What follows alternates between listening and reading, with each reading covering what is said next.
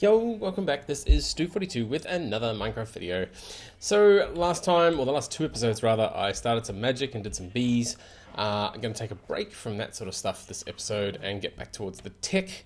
As you can see, I have planted one of each of the coloured flowers so I can at least get petals. Also changed these out for some endo flames, which I do have to feed with fuel, but they do make bees a bit faster. We only get drones though, so we do still definitely need to put those scented hives around the place. Anyway, today with the technology stuff, we're going to finally do something with all of this scrap, which means we're going to need to get ourselves, I need to make a nuclear reactor, and we're going to need to make ourselves the mass fabricator. So to start with, I'll get the parts made for the nuclear reactor.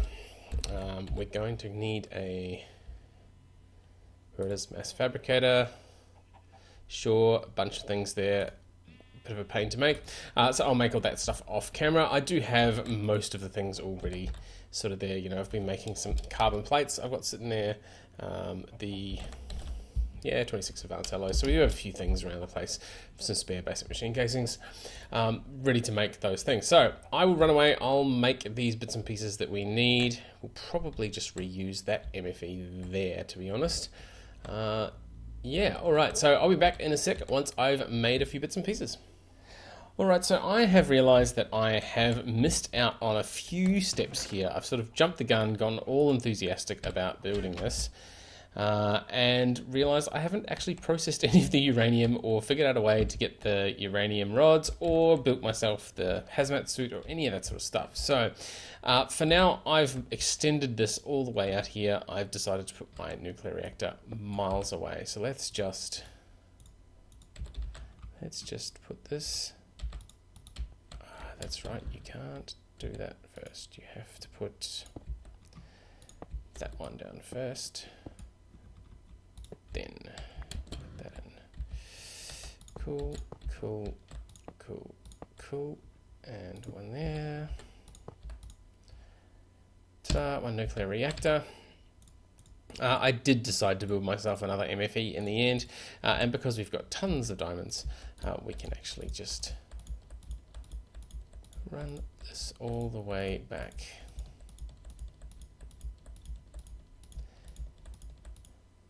Ooh, possibly a bit too far. Yeah, it's nice and far. Cool. So we need our MFE. Will be. Let's just put in there.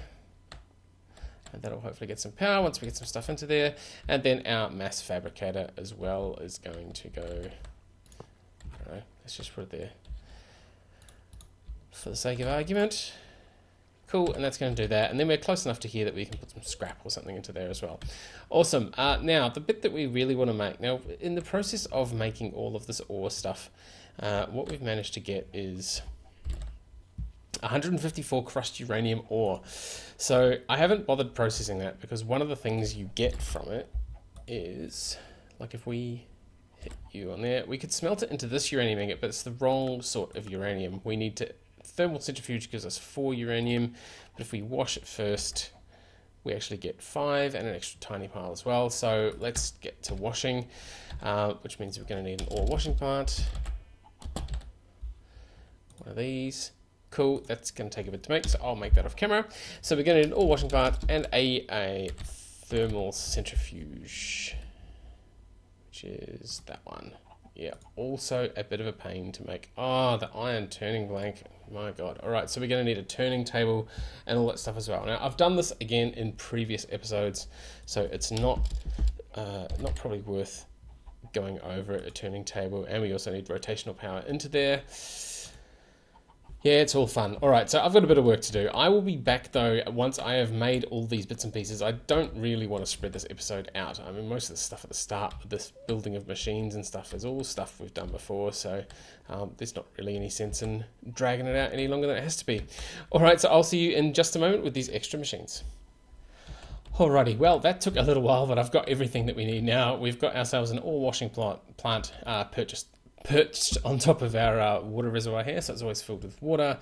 We have ourselves a thermal centrifuge here and a fluid solid canning machine here to put everything into the uranium rods when they're ready. Also, I have the kinetic generator and the turning thing, which I've used to make one of the parts for the thermal centrifuge, I think it was.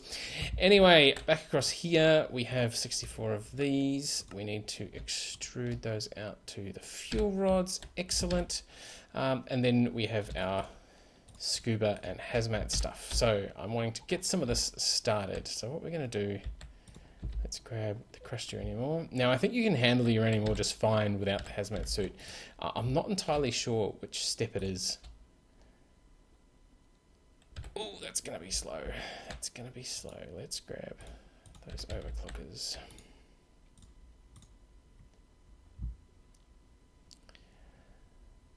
Alright, even with those, it's going to be slow. Let's take 2 more.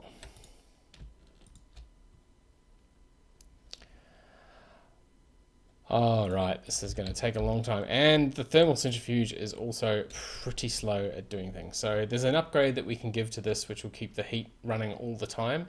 I can't remember what it is called. It's like a redstone upgrade. No, not Jabba. That one?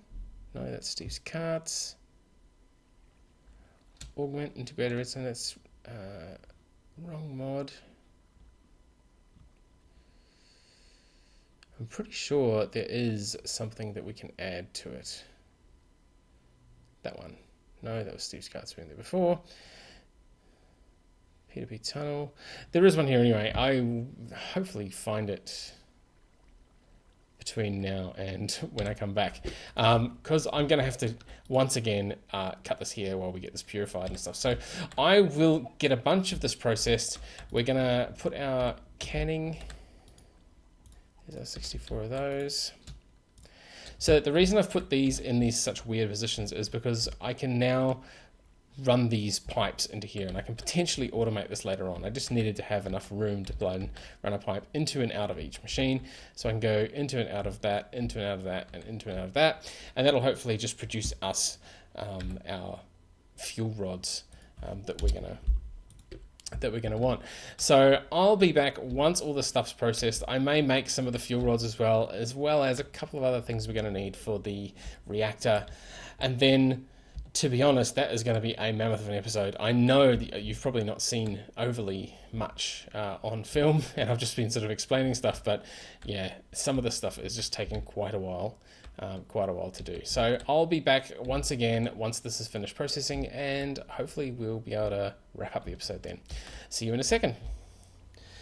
Alrighty, so we are back, and I have the full GIMP suit on. I've also made myself 6 overclocked heat vents. In here we should have a whole bunch of fuel rods. I only ended up processing 1 stack of the ore. I should really process another one. The block that we wanted was this, the redstone signal inverter upgrade, and that basically keeps the heat in this thing the whole time. It does use a bit of power all the time, but it's like 1 EU per tick. So as you can see, our power is recovering there. So time to go and plug some stuff into our reactor. Now I'm making this a little bit of a different reactor from what we're used to. Let's just flick the switch first, because we're going to want to make this I don't think it's a breeder reactor. I think it is one that just makes us a lot of plutonium. Like, we don't really want the power out of it. So what we're going to do is we're going to put those there, and then we're going to put these in a diagonal.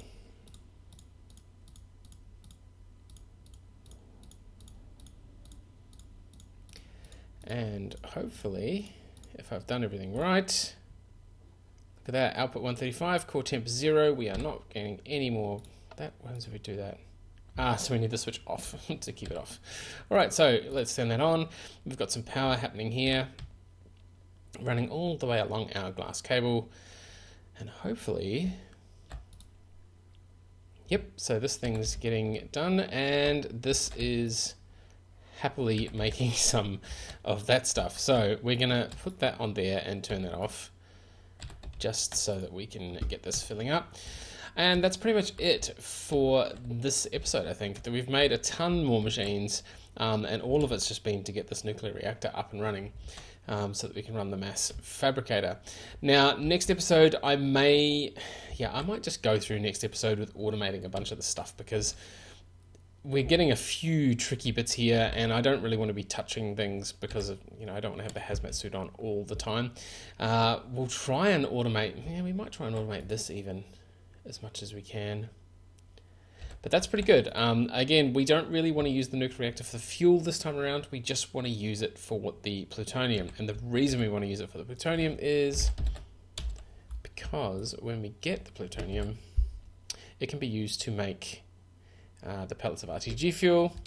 And that, in turn, makes iridium ore, which is one of the things we're going to need. So we're going to need a MOX and pellets of RTG and a ton of RF, and we'll get the iridium ore. And then from there, we can scan the iridium ore and make some more using the UU matter, which some of you probably have already picked up on as what I'm trying to do. And the more we can automate that, the better, really, because that's quite tedious, getting all of that UU matter. So that's all for this episode. Next episode, we'll do that automation. But for now, that is all from me. As always, thank you very much for watching, and we'll see you next time.